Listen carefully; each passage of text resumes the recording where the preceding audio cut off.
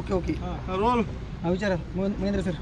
आजच्या सुनावणीमध्ये काय काय झालं? वाल्मिक कराडने त्याचा संतोष देशमुख यांच्या खुनामध्ये सहभाग नाही, मौका लागत नाही अशा रीतीचा त्यांचा जो युक्तिवाद होता त्याला आज आम्ही जोरदार विरोध केला आणि न्यायालयात आम्ही स्पष्ट करून सांगितलं की त्याच्याविरुद्ध काय काय पुरावे आहेत, त्या पुराव्याची जंत्री आज न्यायालयासमोर आम्ही सादर केली.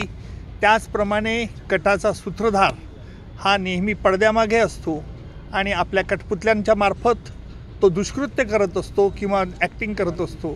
त्याप्रमाणे आज न्यायालयात आम्ही प्रतिपादन केलं आणि न्यायालयाने 8 जुलैला पर्यंत निर्णय राखून ठेवलेला आहे. 7 जुलैपर्यंत. तब्बल सगळा युक्तिवाद केला होता. काय काय नाही होतं? सांगतो काय होतं, काही गोष्टी अशा असतात ज्याच्यावर भाष्य न करणं योग्य, त्या न्यायालयासाठी असणं योग्य आहे आणि ते त्याच्यावर भाषण नाहीत करत. तर तुम्ही जो युक्तिवाद नेमके काय मुद्दे होते या सुनावणीमध्ये? त्याच्यावर स्पष्टीकरण न देणे सुनावणी आहे जी आम्ही सुरुवातीपासून आमची बाजू म्हणतोय की आम्हाला त्यामध्ये आमचा रोल नाही आहे, आम्हाला त्यामध्ये जबरदस्ती गोवण्याचा प्रयत्न केला गेला. याबाबतची सगळी जी काही कायदेशीर बाब होती ती आम्ही आज कोर्टासमोर मांडली. असं वाटतं का मालेल न्यायालयाकडनं पॉझिटिव्ह रिझल्ट याची शक्यता? नाही, आम्ही त्याबद्दल आता भाष्य नाही करू शकत. आम्ही फक्त आमची बाजू मांडू शकतो. न्यायालयाचा जो निर्णय असेल तो आपल्याला त्यावेळेला समजून जाईल. त्यांचं म्हणणं की त्यांनी जो मोकोका लावला आहे, जे आमचा आरोपी म्हणून आम्हाला आरोपी केलेले आहेत त्या गोष्टी योग्य आहेत. आमचं म्हणणं ते ॲब्सोल्युटली अयोग्य आहेत. तुम्ही काही केसेसचे रेफरन्स दिले, त्याचबरोबर त्यांनी देखील काही केसेसचे रेफरन्स दिले ज्यामध्ये मुंबई बॉम्बस्फोटाचा देखील त्यांनी उल्लेख केला आणि त्यात वेगवेगळे गुन्हे होते तरी देखील ते एकत्रित चार्जशीट केला असं त्यांनी म्हटलं. त्याबाबतीत मी सांगितलं की त्या केस ह्या केसला ॲप्लिकेबल नाही होणार.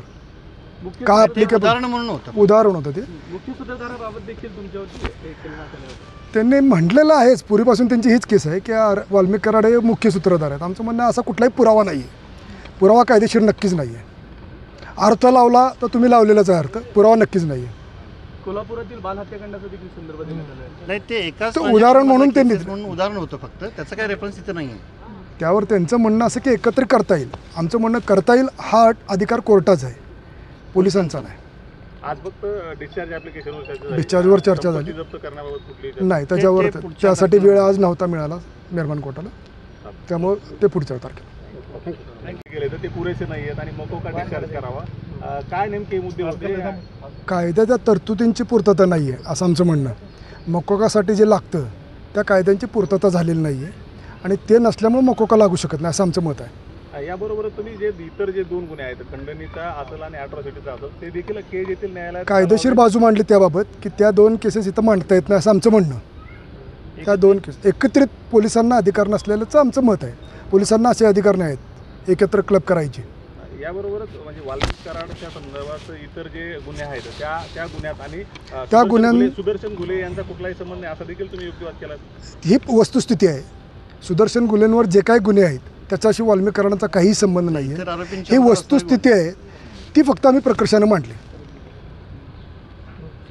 नेमके काय मुद्दे होते या सुनावणीमध्ये? त्याच्यावर स्पष्टीकरण न देणे सुनावणी आहे जी आम्ही सुरुवातीपासून आमची बाजू म्हणतोय की आम्हाला त्यामध्ये आमचा रोल नाही आहे, आम्हाला त्यामध्ये जबरदस्ती गोवण्याचा प्रयत्न केला गेला.